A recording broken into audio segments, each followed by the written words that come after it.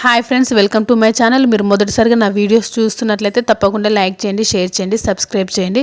Serial చాలా ఇంట్రెస్టింగ్గా ఉండబోతుందండి. Skip చేయకుండా లాస్ట్ వరకు చూడండి. కడియం దీపని కార్తీక్ గురించి అడుగుతాడు. మిమ్మల్ని చూడగానే ఆ ఇంట్లో వంట మనిషి అనుకున్నాను, కానీ ఆయన నిన్ను ఏవండి అంటున్నాడు. ఆయన తలుచుకుంటే ఎంతైనా సాయం చేయగలడు. అయినా నువ్వు నా దగ్గర పనిచేయడం ఏంటమ్మా అని అడుగుతాడు. ఒకరికి ప్రమాదం జరగబోతుంటే నేను కాపాడిన సుమిత్రమ్మ మేనలుడు అతను.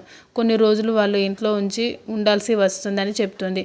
అక్కడ నేను మాత్రం ఎన్నాళ్ళు ఉంటాను? అవసరం తీరిపోయిన తర్వాత వెళ్ళిపోవాల్సిందే కదా అని అంటుంది దీప.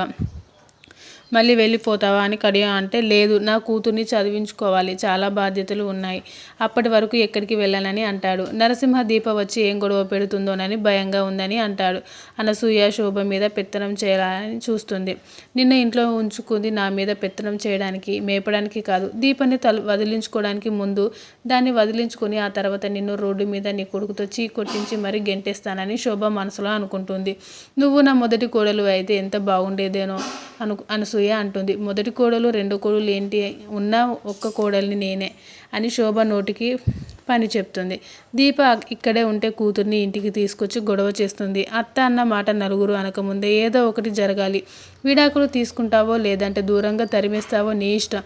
తిట్టినా కూడా దానికి భయం లేదని అంటే దానికి ఆత్మాభిమానం ఎక్కువ, దాని మీద కొట్టమని చెప్తుంది.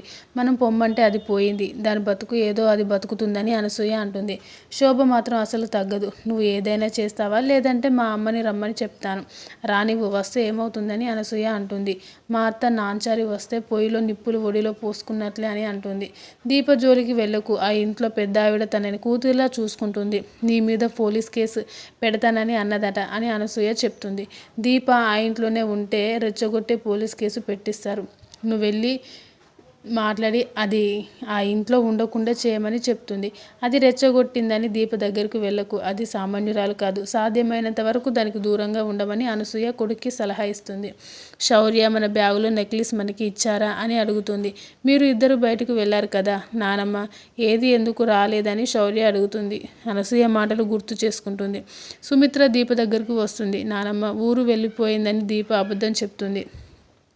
నువ్వు చెప్పే అబద్ధాలు శౌర్య నమ్ముతుంది, కానీ నేను నమ్మను అంటుంది. దీపని తీసుకొని పక్కకు తీసుకెళ్ళి అసలు విషయం అడుగుతుంది. మీ అత్తయ్య ఎక్కడుందని అంటుంది. మీరిద్దరూ నరసింహ ఇంటికి వెళ్ళారా అని అడుగుతుంది. కార్తీక్ దీప వాళ్ళని చూస్తుంది. మీ ఆయన్నే రెండో పెళ్లి గురించి అడిగిందా అని సుమిత్ర అడుగుతుంది. అంటే దీపకు నరసింహ చేసిన అన్యాయం ఇదని అనుకుంటాడు.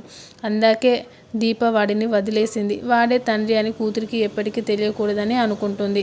దీప బాధగా మాట్లాడుతుంది. రాత్రి మీ దగ్గర శపథాలు చేసిన మనిషి అక్కడికి వెళ్ళిన తర్వాత నాకు చివాట్లు పెట్టింది. అప్పులు చేసి ఊరు వదిలి వెళ్ళిపోయిందని.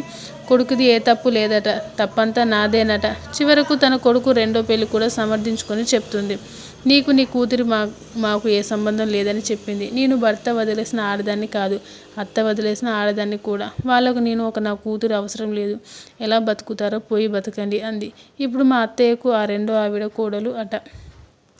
నాన్న పోయినప్పుడు కూడా ఇంతగా బాధపడలేదు. ఆయన చనిపోయి దూరం అయ్యారు, వీళ్ళు బతికి ఉండి దూరం అయ్యారు.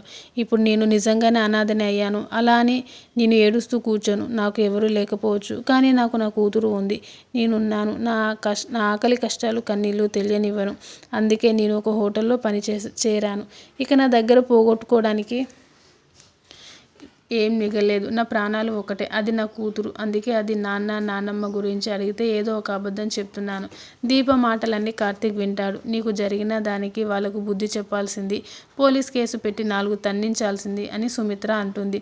దీప మాత్రం వద్దని అంటుంది. వాళ్ళే బంధాలు తెంపేసుకుంటే ఎవరి మీద కేసు పెడితే ఏం వచ్చేదని అంటుంది.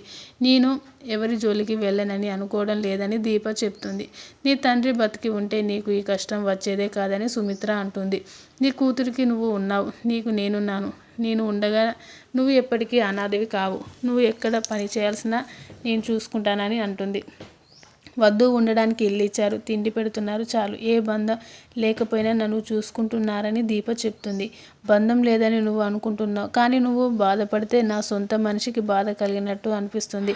నువ్వు ఇక్కడే ఉండి నీకు నచ్చిన పని చేసుకో, నువ్వు సంతోషంగా ఉంటే చాలు. నీకు ఈ అమ్మ ఉందనే విషయం ఎప్పటికీ మర్చిపోకు అని ప్రేమగా చెప్తుంది సుమిత్ర. అత్త కరెక్టే, దీప దీపకు నాన్న ఉంటే ఈ పరిస్థితి రానిచ్చేవాడే కాదని కార్తీక్ అనుకుంటాడు.